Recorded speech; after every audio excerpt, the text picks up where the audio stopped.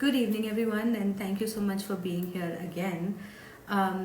We are at the fifth episode of Neonatike's Ampersand series.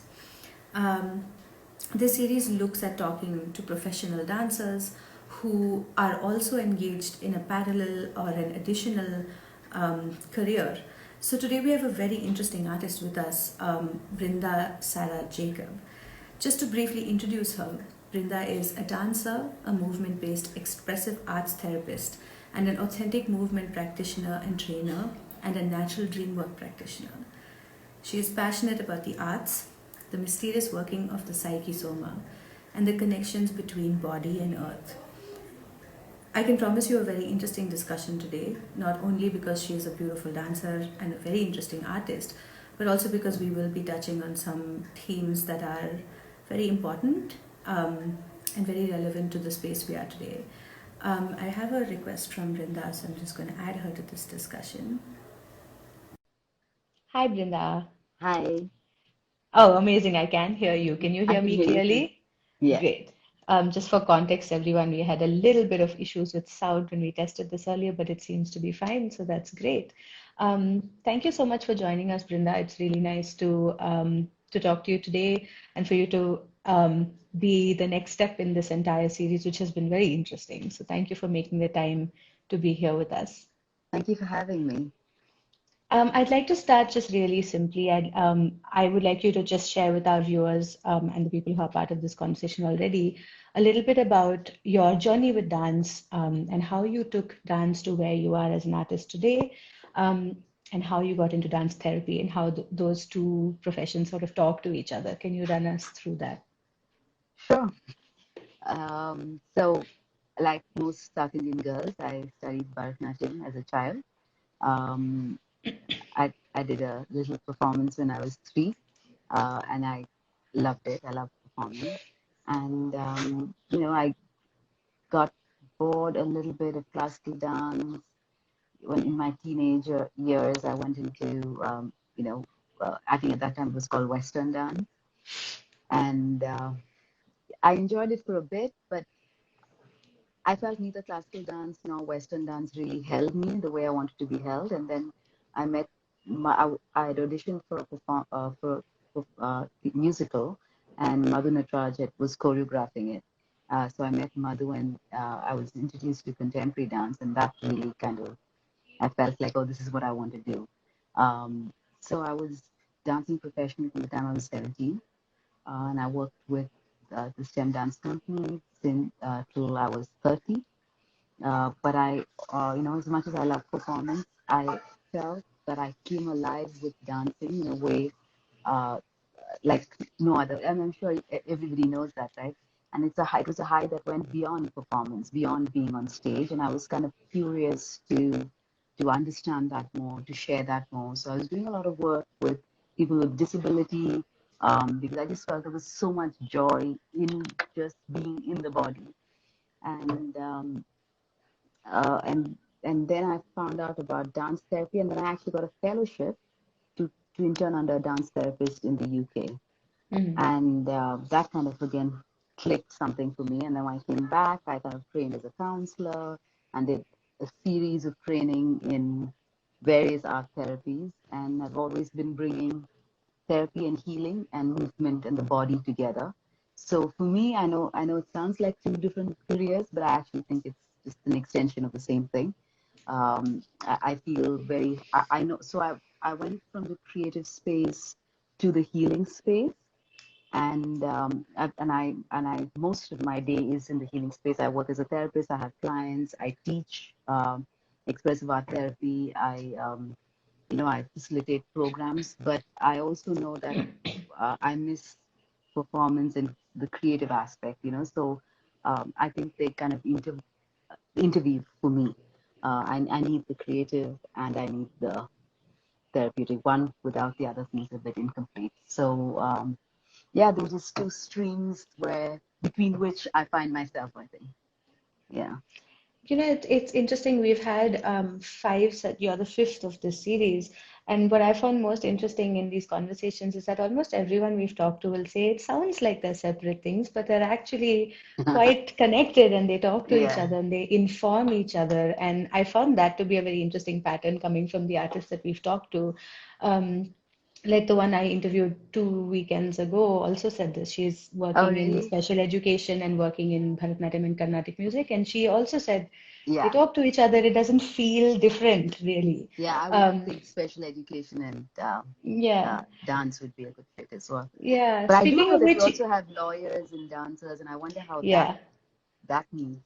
that one I think hasn't happened yet. And if I'm Okay. not mistaken, she's in this conversation. So we will Okay. also be talking to her a couple of weekends from now.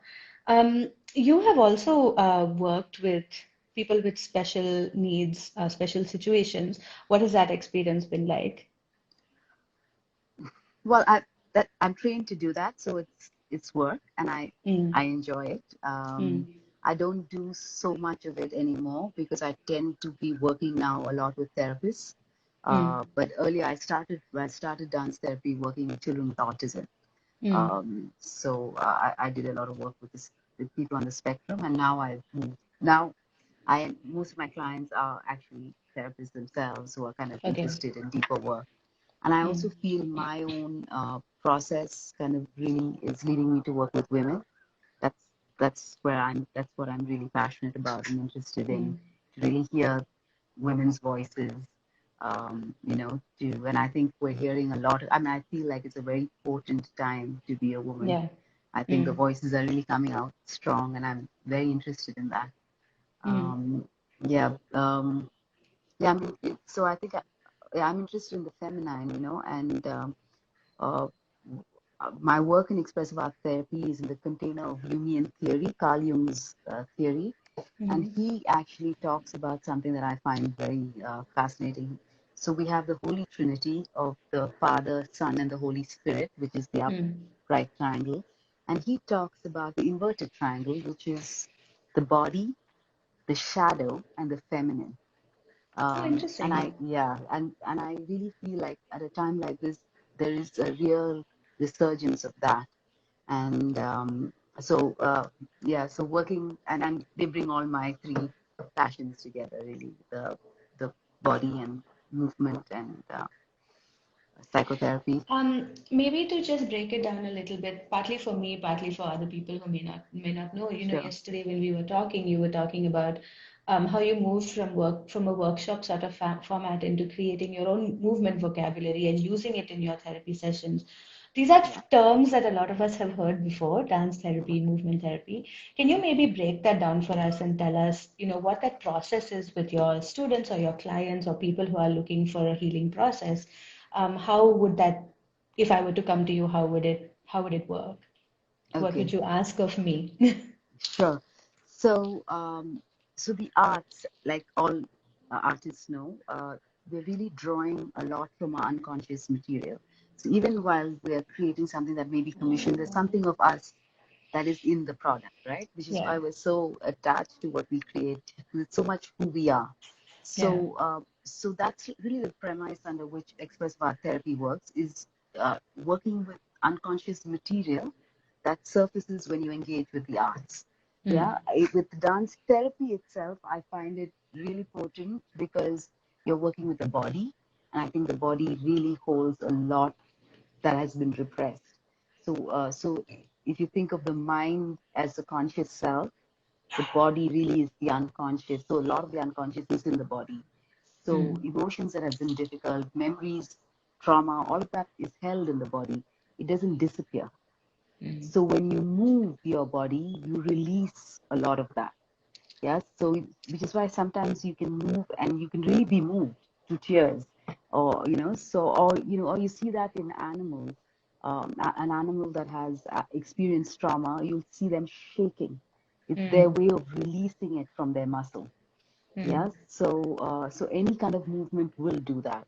So dance therapy really is a very designed way of structuring a session that works with breath, that works with body, to access or to see what is emerging or what is alive for us in the here and yeah, now, and to find a way to give it form. And when you give it form, it kind of is a little separate from you. You release it from you. And Yeah. sometimes you access it's not all difficult stuff. Sometimes you access power, you access vitality, Um, yeah. Does that make sense? Or is it? I was actually about to say that it sounds like a really rewarding process on both sides, I imagine. When you Yeah. see someone transform, that must be I mean, I, quite I amazing. can't, I can't think of anything more exciting. And I also love it because, I mean, we all have a very functional, beautiful body, in whatever shape and form. And even those of us who are with illness, who are struggling or working with illness, um, there is a kind of engagement with the body beyond seeing it as a physical, um, beyond just the physical manifestation of it. There's a Mm, wisdom that's held in the body that, in our engagement, kind of guides us into what is possible.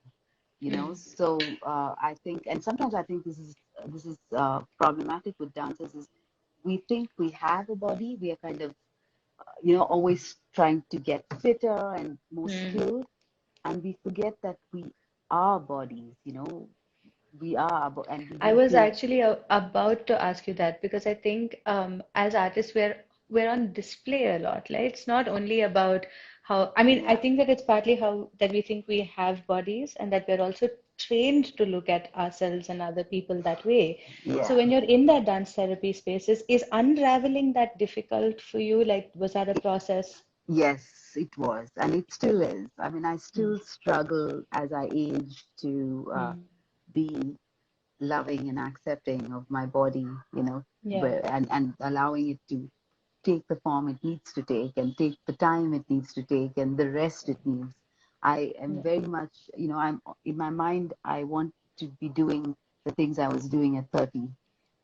And it's, I mean, it's not that it's not possible, but do I need to is the question, you yeah. know, And and how? what else, yeah, and what else is possible actually, that there's a different Yeah, kind of depth available now.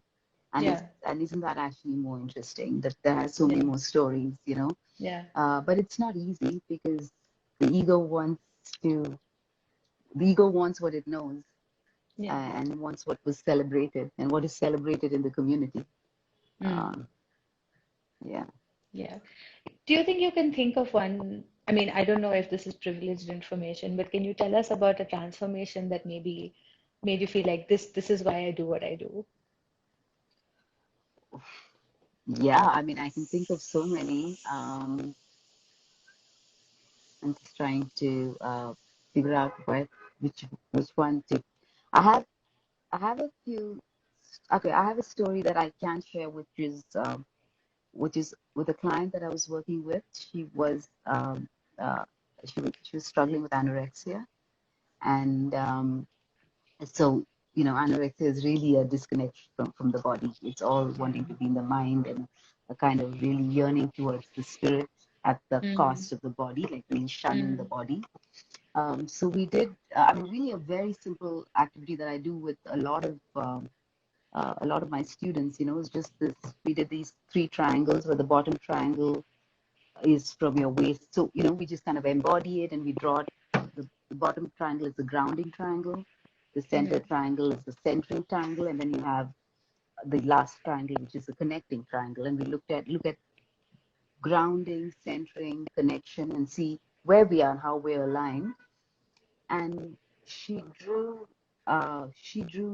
these triangles, and she drew the center at the top of her head, top of oh, the wow. third triangle. And then she Mm, looked at it and it really hit her. And she was like, wow, I'm not centered.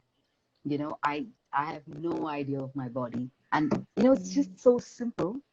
yeah. But when you see it on a piece of paper and you see that you've drawn it, Mm, and then she wrote this beautiful poem around it, which is something that she has, she, and such a wise poem. She was, at that time, she was 15 years old.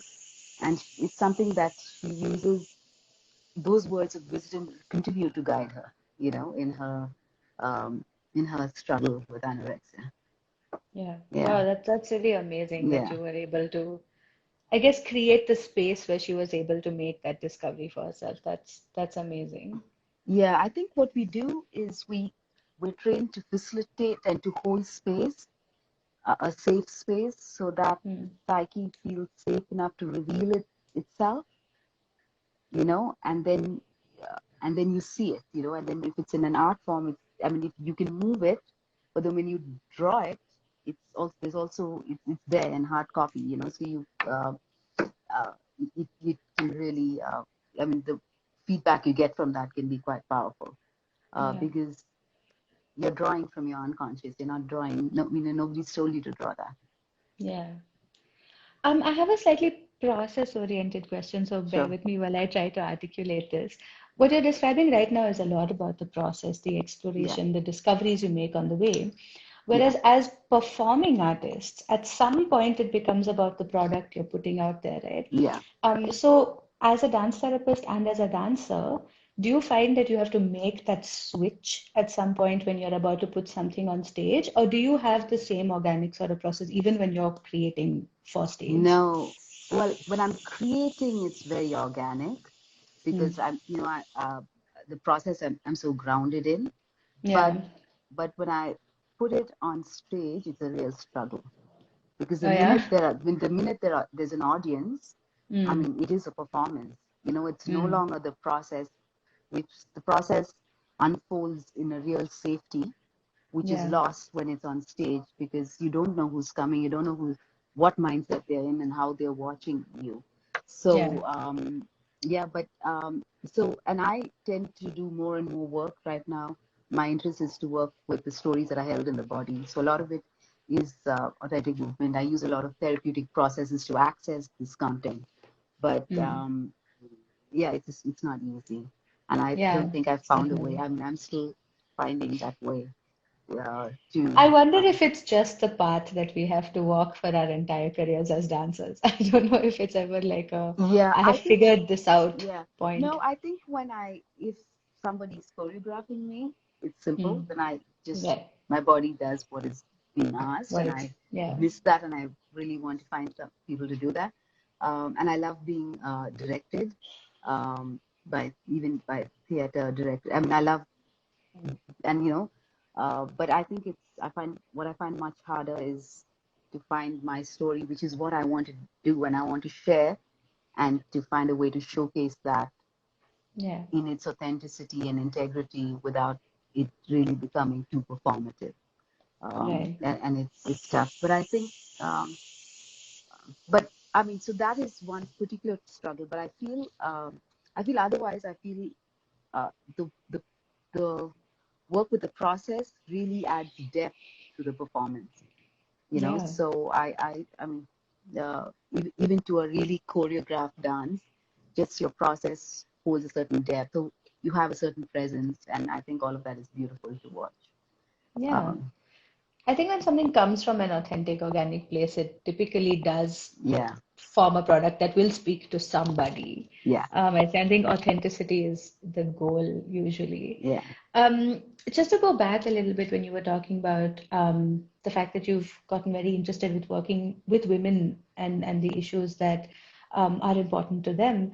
You were also talking to me yesterday about your Desire project and what mm, you're trying to do there. And I think the first thing I'd like to ask you is to tell us what Desire is, and then tell us what you're trying to do with this project. okay, okay. So actually, I think in 2012, uh, when we worked, when I'm sure everybody remembers the gang rape in Delhi in the bus. So when I was teaching dance at that point, and I noticed that a lot of my students, when we were doing improvisation and authentic movement, there was a lot of rage, and I Yeah. realized that it was a response to what was happening. So I was interested in collecting these stories, and we created a piece called Disbelief, and it really looked at the body with the site of the feminine as a site of wounding.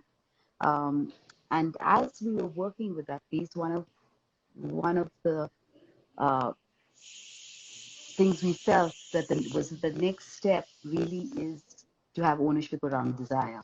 but that was an intellectual thought. You know, if I have ownership around my body and around desire, that would be empowerment. But that was really a thought. But in my personal process, in 2014, 15, I started, I really started feeling like desire was important. And desire was also very controlled, especially for a woman who's married and has kids. How much desire is she allowed? And, there are all these thoughts and conversations, but then I moved into the body, and I was in an authentic movement residency with my teacher. And what felt confusing, actually, when you enter the body, is actually just celebratory, and and what I accessed was sense of being alive, like really libido and life force and like potentiality, and it was very exciting. And then that kind of made me interested in thinking like, okay, if we move away from thoughts that we have around desire and we move into the body and stay with sensation and emotion and experience, what opens up? And it was a real personal journey for me. And what I noticed opened up for me was the other, or the object of desire, falls away, and this desire becomes a life force within us, guiding us to becoming who we truly are. Because our greatest desire, our greatest longing is to be who we truly are, in our fullest expression of who we are. And this longing gets projected onto people and objects, but when you really work with sensation, it forms a road. And I find that it's a very spiritual experience as well, and for me, what I'd seen for years about Krishna and Radha, and always thinking like, oh man, this Radha really must she be so besotted with Krishna.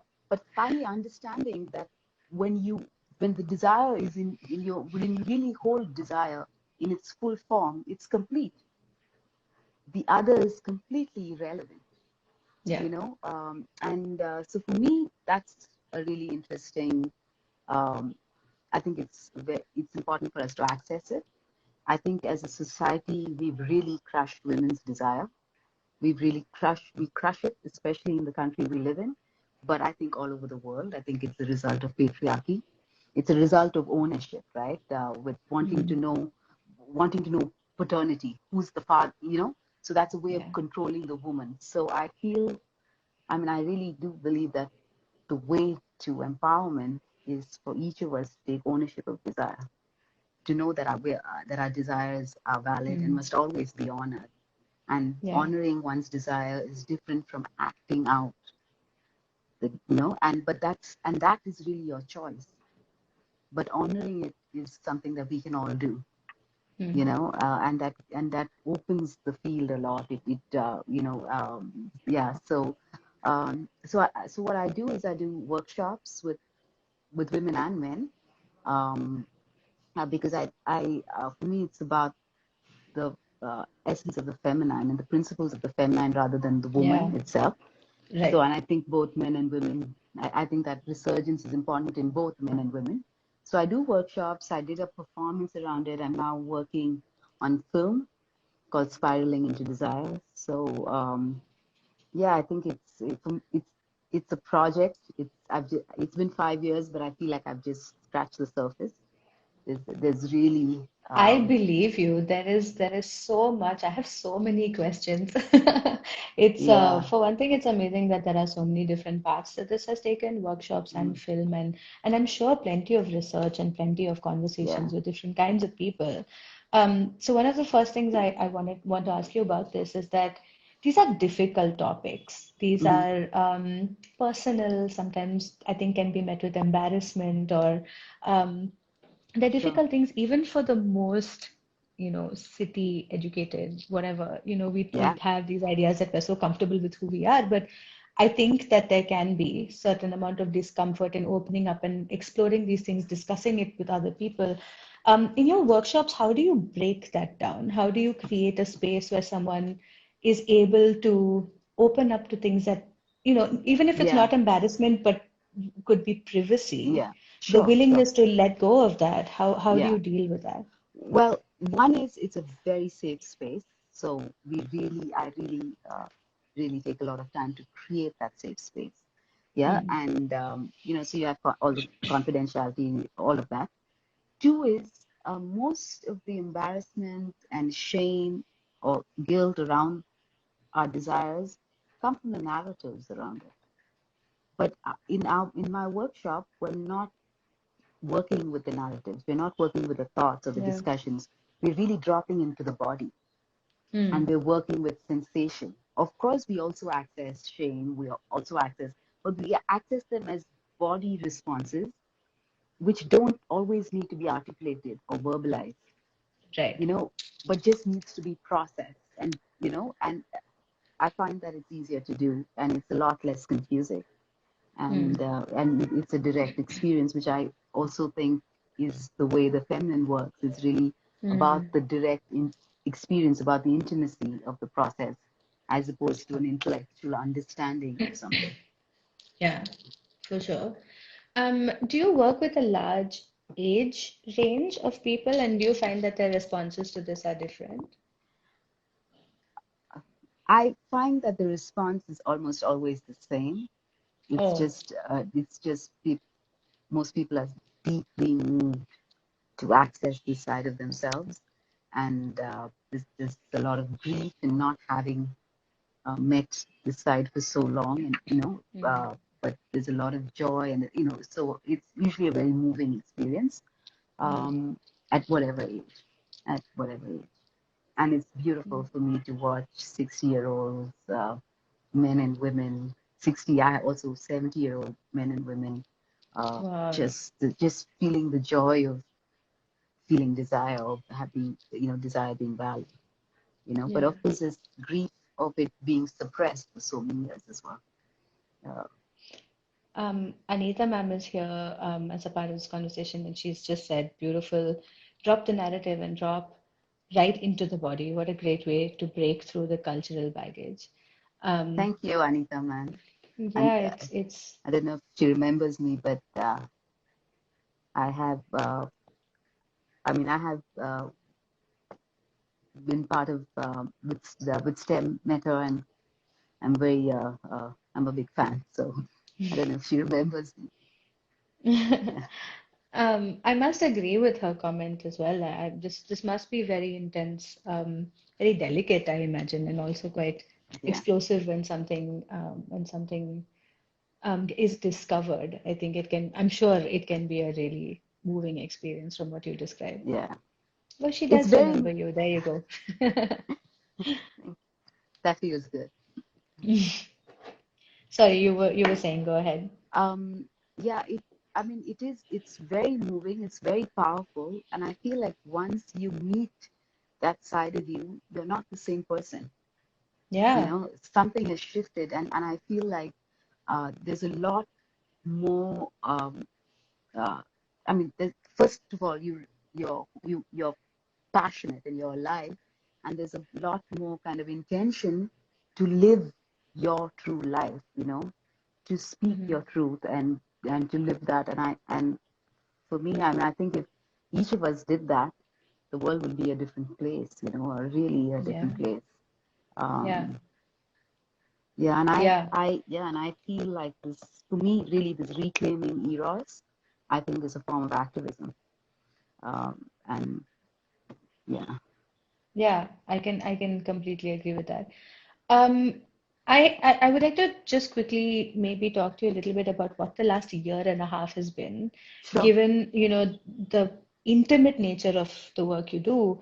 yeah, And when you talk about creating a safe space, it could be also about the physical space and that yeah, completely shifting, given, yeah. the conditions in which we've been practicing our various art forms and vocations in.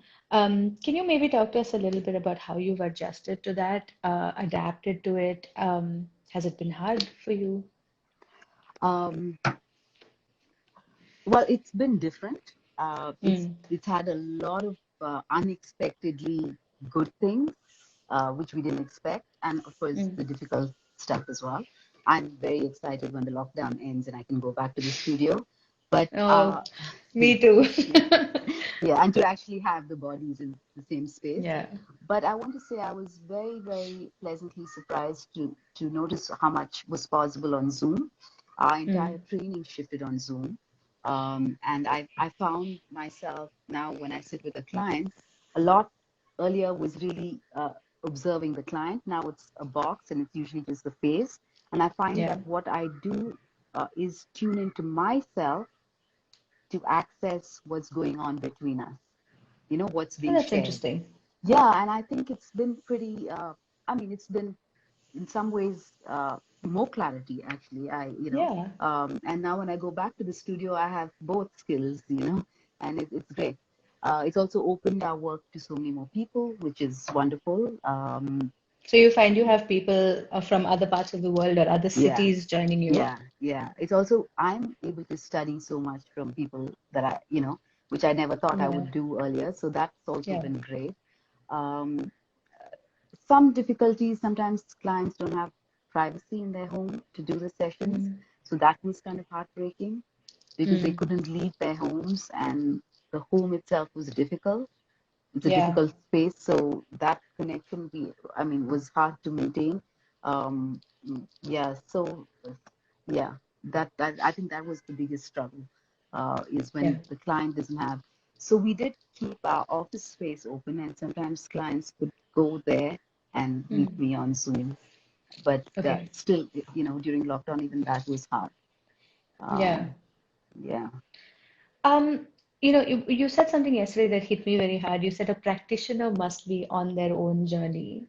And one of the things I'd like to ask you about that is, as in your work in dance therapy as a mental health specialist, um, how do you manage your own struggles? This is something that I've always asked people who are in that space where, you're taking on someone else's yeah, stories and other people's burdens all the time. And while that's important work, I'm sure it can be extremely overwhelming. yeah, How do yeah, you manage your struggles and your, especially in a place like this where, a lot of the struggles that people are having in a pandemic is universal in yeah, some sense. We're all struggling with yeah. similar things. How do you handle it when you're trying to help someone with a problem Well, that you also are struggling with? one of the rules we have at Smart is that everybody is in personal work. That everybody has their own therapist to go to. I've been in personal Mm. work since 2003. I don't think there's been a year that I've missed. I love it. I mean, I love it. And so I also I have a dream worker, I have a therapist, I have someone I work with. So I have different ways of accessing myself. I'm also in supervision. So when there's Okay. parts of me that's leaking into the space that, I have a supervisor, I have peer supervision, I have, colleagues that we discuss this with. So all of this just goes to keep that psychic hygiene. Mm. Um, and so you're really able to really be present to what the client is bringing in because Yeah. your stuff is being taken care of. I think that's, I think that's only ethical. Yeah. Oh, for sure. There's no other way to do it. And I really also feel, and for me personally, there are different ways you can study and become a therapist. Like you can do all the years of studies, or I feel like you can do the inner work Mm. because as I deepen my inner journey, I find that I'm able to hold so much more, and I'm able to hold that space for my client to enter their journey. Mm. And Mm. and that's the way I do it, and I feel, and that's the way I teach. That's the way we call our students do it as well. Like it's really the Mm. personal journey comes first. It's Yeah. like the airplane, right? The oxygen mask. The mother puts it first before. Yeah, Yeah. yeah. I think it's just, Yeah. yeah, It's the right way to do it. yeah. It's the Yeah. clean way to do it. I would just like to quickly tell our audience, everyone who's still here, that if you have questions for Brinda, this is the time to ask her. We would love for this to be an interactive conversation. So if you have something to ask her about contemporary dance, about dance therapy, about the many interesting things she said today, this is the time you want to ask these questions. And while we give them a few minutes to do that, I'd like to ask you, you said you have a dream dream worker. Is that the Yeah, term you and used? I'm a dream I work would love if practitioner. you tell me a little bit about what that is. I feel like these are words that we've heard, but I don't know if Yeah, we understand what the work involves. So sure. if you can tell us a little about that. Yeah, so dream work is just working with your dreams. So you journal your dreams, and Mm, I work with somebody. I also work with my clients on their dreams. Um, so I find that again, it's just the unconscious material, right? What is not mm, being processed consciously. So this is I think this is what I understand, or I believe very strongly is that, like, we all know that our body, left on its own, is constantly moving towards healing. Yeah, you have a cut, your body's going to heal it. There's certain healing that's already in place. mm, Similarly, the psyche moves towards healing and balance. Yeah, so what happens when we dream is stuff that's not been processed is getting processed in the unconscious. Yeah, mm. so it's already, there's a process happening. Oh, I think we may have lost her. Did Oh, can you we hear me? lose you? I Sorry, think can we you hear? lost you for a bit. Can you maybe backtrack Oh, did a I? sentence or Sorry. two? Sure, Yeah, sure, no, that's okay. sure. So I was saying, uh, the dreams itself is a process. Yeah, Yeah. if that works towards healing. What we're not consciously working on in our conscious life, kind of unconsciously we're working on with our dreams. And Mm, when you actually work with dreams, you're consciously engaging with the unconscious. So you're yeah. bringing in this. So the healing is faster. The possibilities are faster. So, Mm, for example, my Desire project started from a dream that I had in 2014 or 13. mm, I just had, it was not even a dream, it was just an image, which was of something opening and closing, and it would mm, come to me repeatedly and sometimes in my meditation. And then I noticed that the texture of it was like elephant skin. And sometimes it would be pink, sometimes red, and it would open, close. And then I realized, oh my God, they're lips.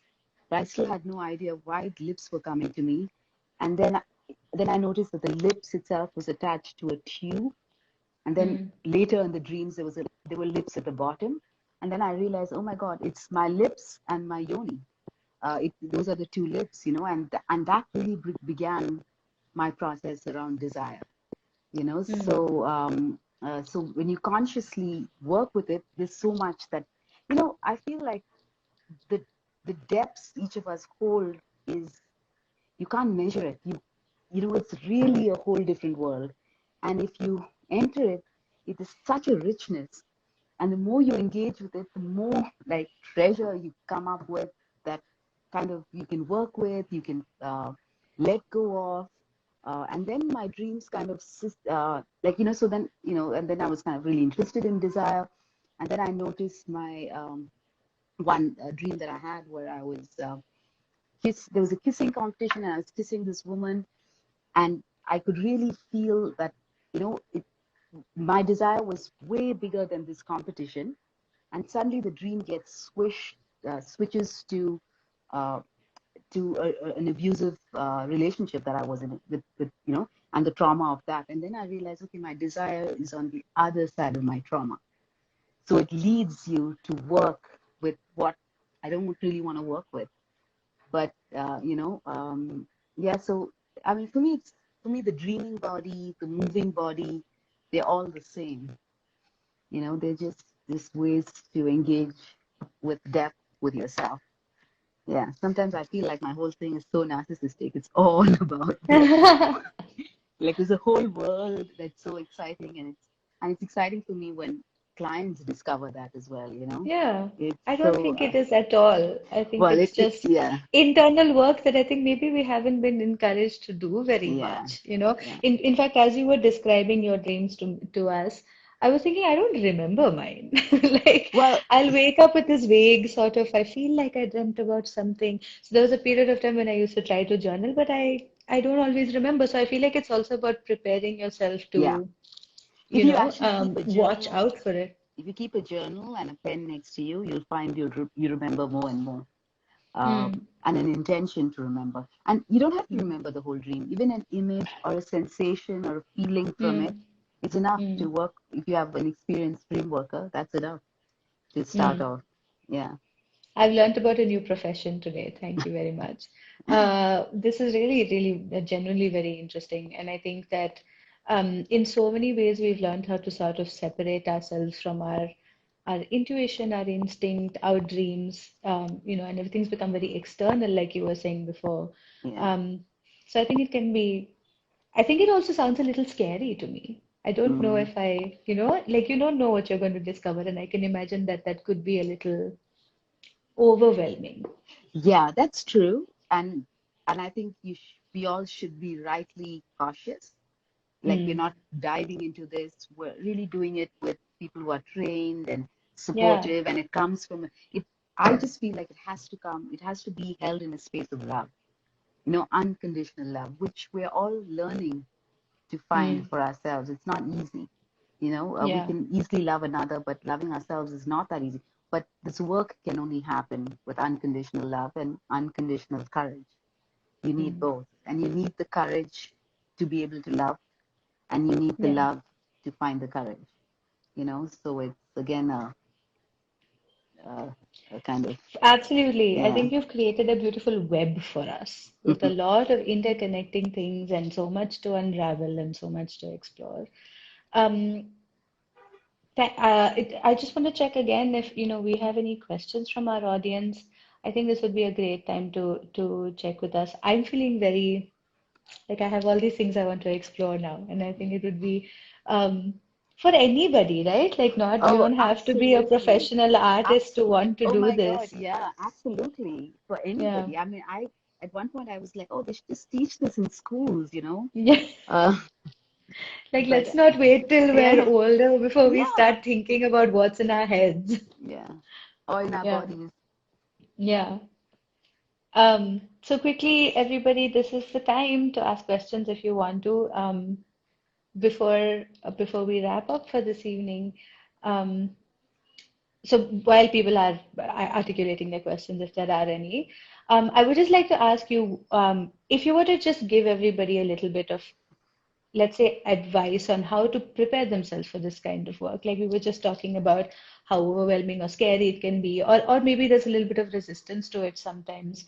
What would you tell someone who's Well, deciding, do I want to do this or not? okay. So first of all, I think what I want to say is the psyche has a wisdom that's beyond what we can comprehend. Mm, So generally, you're not given more than you can handle.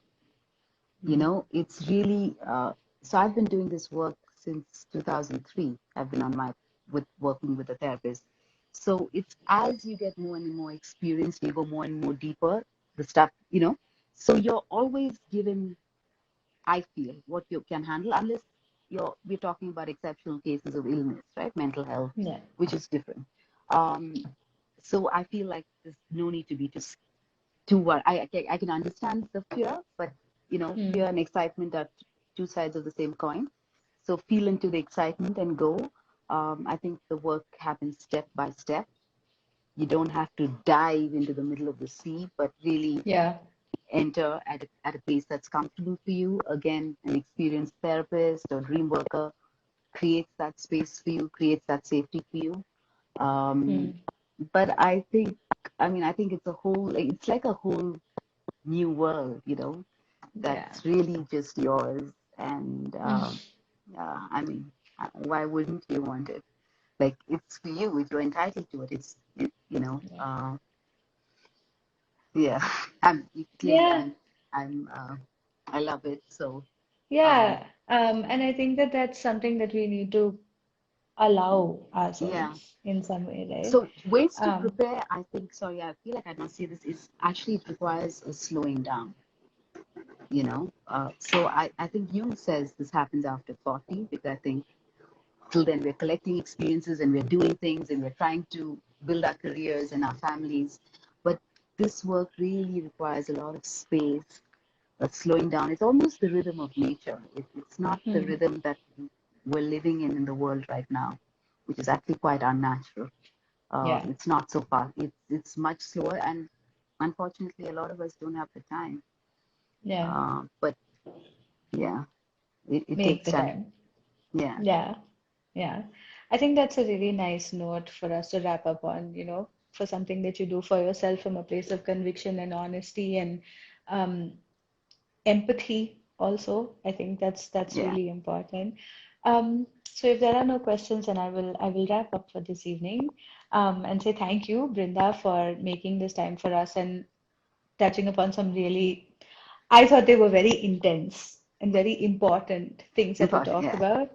Yeah. Yeah. But it's also fun. I hope I didn't make it sound like it was Oh no, so that's hard. not what I meant. I'm so sorry if it came off No. that way. Yeah. I just mean that it has so much potential for Yeah. what you can find in a space Yeah. like this. And I think that's exciting, for sure. So thank you so much for Thank you. sharing your Thank you, experiences and Meghna, your, for being so yeah. lovely and being such a wonderful interviewer. Thank you. It was so much Thank fun. you very much. It was really nice connecting with you. For everyone who's listening, next Saturday we'll have another such interview. Janni will be interviewing one more artist on their work as dancers and their allied careers. And we'd love to have you tune into that. This will also be posted on our timelines, on the Neo Nartaki timeline. So if you have someone you want to share this conversation with, you can share the video with them later. We'd love to see you again. Please join us next weekend. Thank you, Brinda. Thank Thank you, you, Neo Meghna. Nartaki, for giving both Yeah. of us the opportunity Yeah. to have Thank this you, conversation. Nirnashaki. Thank you, Anita, for tuning in. Yeah. See you. All right. Thank you, everyone. Bye. Have an amazing weekend. Bye.